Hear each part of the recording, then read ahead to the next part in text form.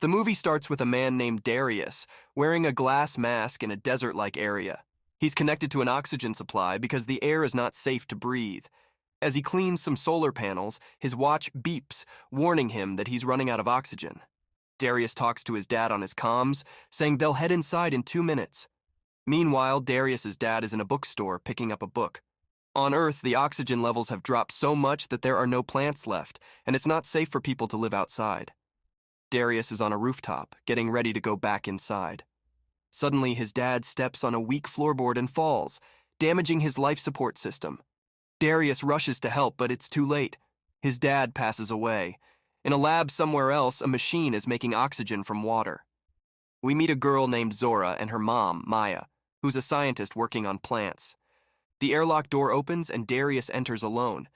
Zora realizes he's her dad and asks about her grandfather. Darius removes his life support suit and shares the news of his father's passing with Micah and Zora.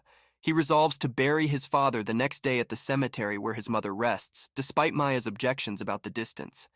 Zora expresses a desire to accompany her father, but Micah firmly refuses. Despite this, Darius reassures Micah that he'll return soon. He checks the oxygen monitor and discovers they have reserves for only 2 months, along with an error message. The following day, as Darius prepares to fill his oxygen tank, Zora asks him why her grandfather went up on the roof. Darius evades the question, opting to keep the truth from his daughter, and instead tells her to monitor the oxygen levels and take care of Micah. He also gives her the book her grandfather picked out for her in the bookstore before his passing. With a heavy heart, Darius ventures outside. Zora narrates that this was the last time she saw her father. She recounts the drastic changes that occurred when she was 12 years old, the disappearance of trees and plants due to pollution, and the plummeting oxygen levels that necessitated the use of breathing devices outside. She reveals that her father, an engineer, had constructed a survival bunker in Brooklyn in anticipation of a world without oxygen. We witness Zora communicating through a radio transmitter, desperately trying to reach out to her father. The scene then shifts to 5 months later, where we find Zora scavenging for resources outside. She ventures into a mall, selecting clothes for herself, but her mother, Micah, interrupts her, scolding her for ignoring her calls. They return home, and Zora resumes her one-sided conversation with her father through the radio. A disturbance on the other end momentarily raises Zora's hopes, but the connection goes silent. Meanwhile, Micah is busy planting trees, striving to bring life back to their barren surroundings. Later, they share a meal together, but tensions arise when Zora insists on searching for her father the next day. Micah, however, argues that she's already tried and failed to locate him. Their disagreement leads to Zora storming off to her room. The next day, as Micah joins Zora outside, they reconcile.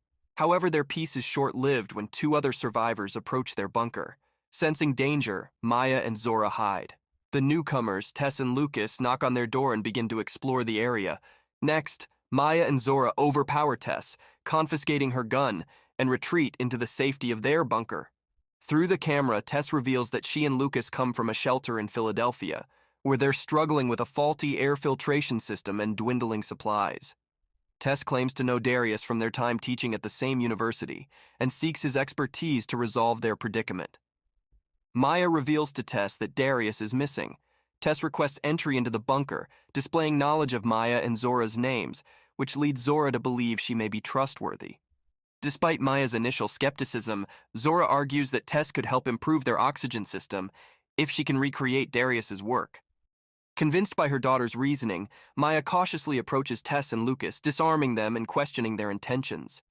She instructs Tess to zip-tie Lucas, but Tess breaks free while attempting to tie him up. Micah swiftly restrains them both, making them lie on the ground before tying Tess up securely. As Micah begins to lead Tess inside the bunker, they are interrupted by the sudden arrival of another man named Micah. Micah fires a warning shot, and Zora joins in, causing Micah to lose his weapon. However, he manages to overpower Zora and force his way into the bunker. Inside, Micah takes Micah at gunpoint and secures him to a table. She resumes her conversation with Tess, who insists that Micah is their lookout. Micah, on the other hand, claims he thought Micah was holding Tess and Lucas hostage, and that's why he overreacted and attacked Micah and Zora.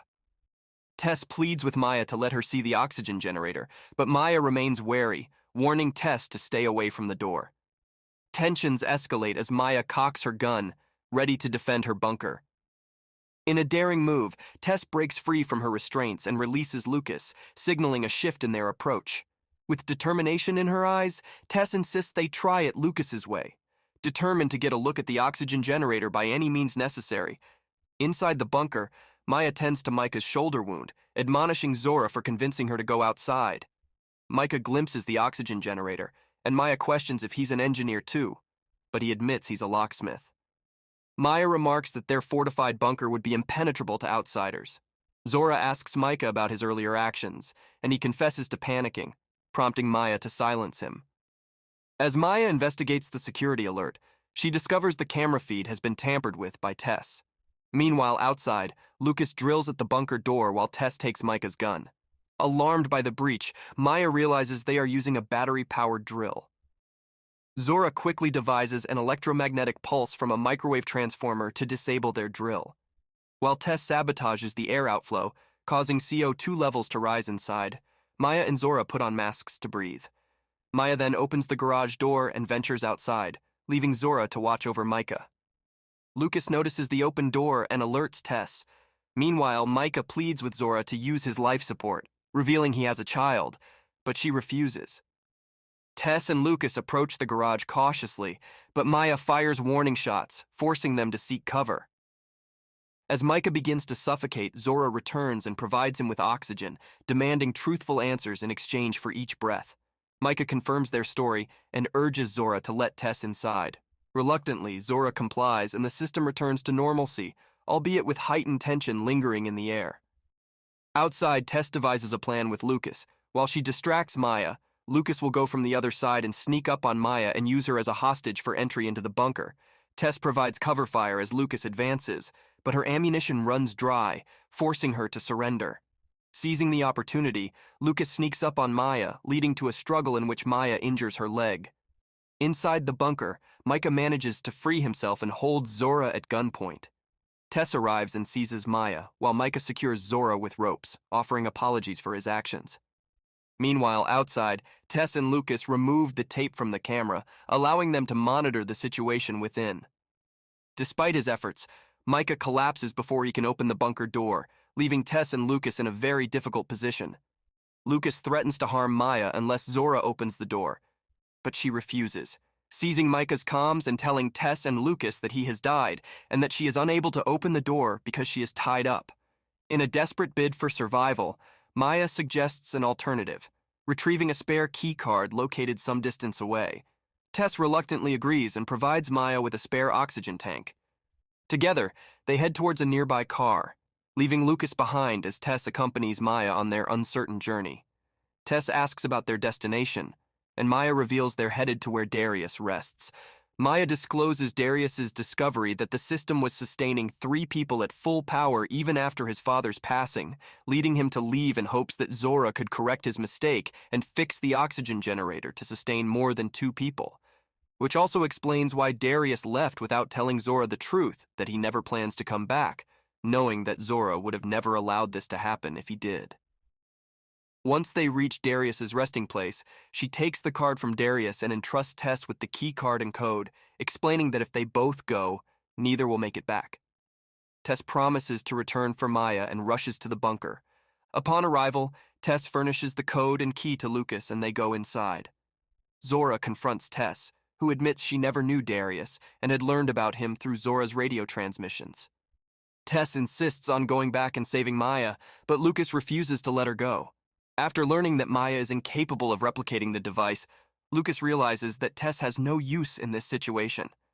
Despite her attempts to save herself and Maya, Lucas shoots and kills her. The following morning, Maya sits in the car with limited oxygen, witnessing a small plant's growth. She takes a breath of fresh air before returning to her mask, setting up a solar panel on the car's roof to recharge the car's battery. Meanwhile, Lucas disposes of the bodies outside and returns to the bunker, callously disregarding the fate of those in the other colony that he claimed were in danger.